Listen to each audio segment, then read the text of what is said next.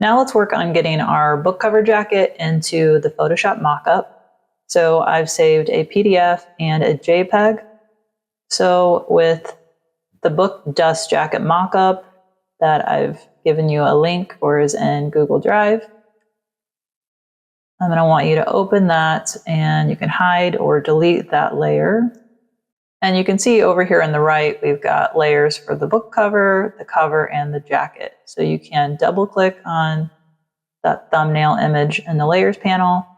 And for the cover, so this was the back cover that I clicked on. So you're going to navigate to the folder where you saved your files, and I'm going to grab this JPEG and drag it in to Photoshop. And holding down Option, you can scale to fit. And as you'll notice later on, the ratios are slightly off. So you want to make sure to be aware of the space around the panel. And you might need to create another layer below your artwork that matches the background. So using the eyedropper tool, sample the background, use the fill bucket, and do Control S to save. And now with the front cover, if you've already placed the entire layout, you can grab that layer and holding down Shift, place it into this next tab. And that way you don't have to place and resize the file again. And you could do the same with this back layer by holding down Shift.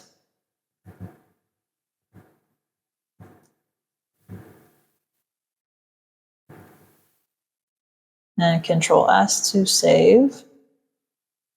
So now if we go to the full jacket and click on that thumbnail, you'll notice if I take our full layout again, holding down Shift or placing the file again from your Finder window, we can free transform with Control T.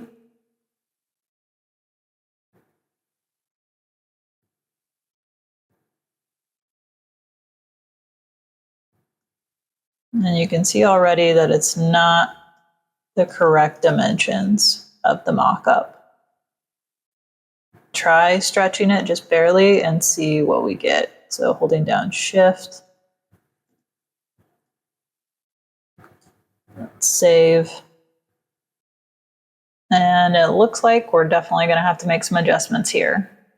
So going back to our full dust jacket layer, let's hide the artwork and get the rectangle tool.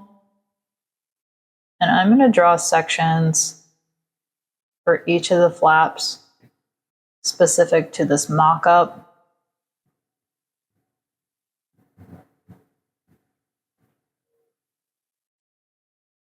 And you might want to change the color of these. Control T will allow you to free transform, and holding down Shift will adjust one of the edges. Under Properties, you can change the fill color. For now, I just want to be able to see the differences in the panels, but you might want to change the fill color to match the background as you're placing in your artwork again. You can also hold down Option Shift to duplicate a layer, because we want this to look as accurate as possible.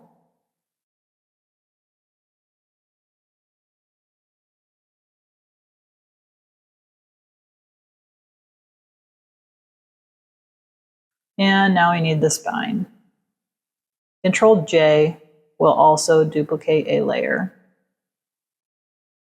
You can see that the spine of the mock-up is thinner in width than our InDesign layout was.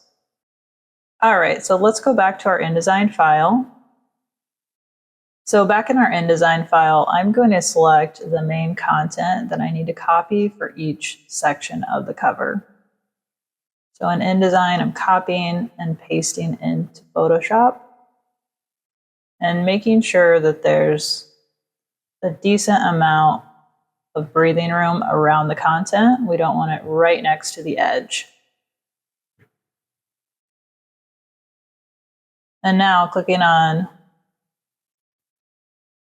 that background, I can go to Properties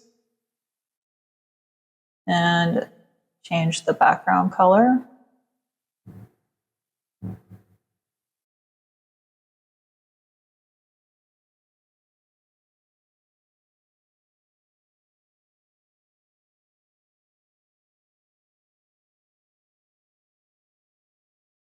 And feel free to rename any of the layers. And since the spine is narrower on our mockup, there might be some adjustments to the text size that we want to make.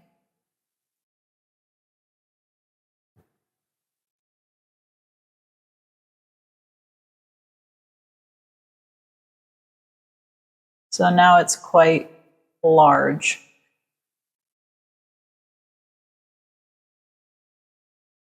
And I might want to rasterize that layer and use my marquee tool and the black arrow to shift and correct the design so it looks better.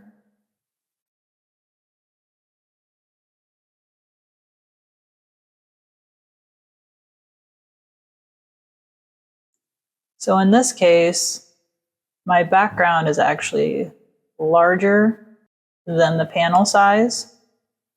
So if I find that section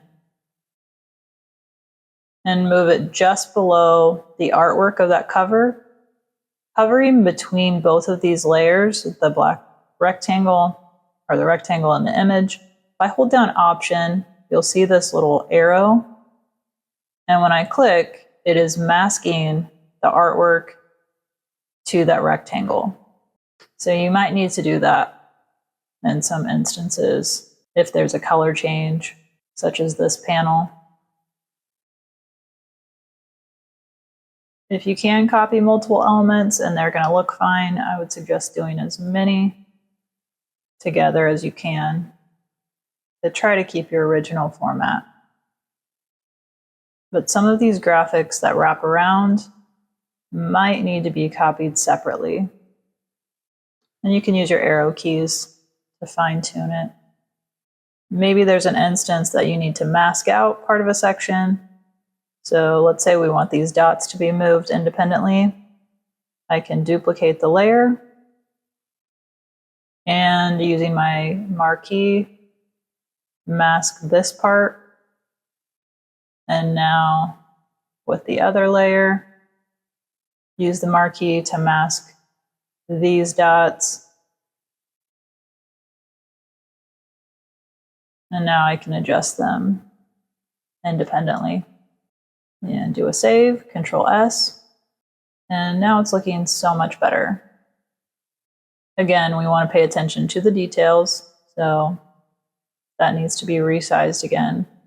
And then looking at the cover and the mock-up, we've got a layer for cover. We can double click on that red and it will give you an eyedropper tool. You can sample another color that would look good depending on your design. And this mock-up is a little bit strange on how much white space or negative space is over there. So you can use the crop tool or C for shortcut and crop that in so it looks a little better compositionally. So you can hit enter or the check mark at the top. And you want to make sure that you're saving your Photoshop file frequently by going to File and Save As. Navigate to your project folder. And let's save a JPEG by going to File, Save As. Select JPEG. And here we have our mockup. I will post a link to the mockup in the description if you don't have it already.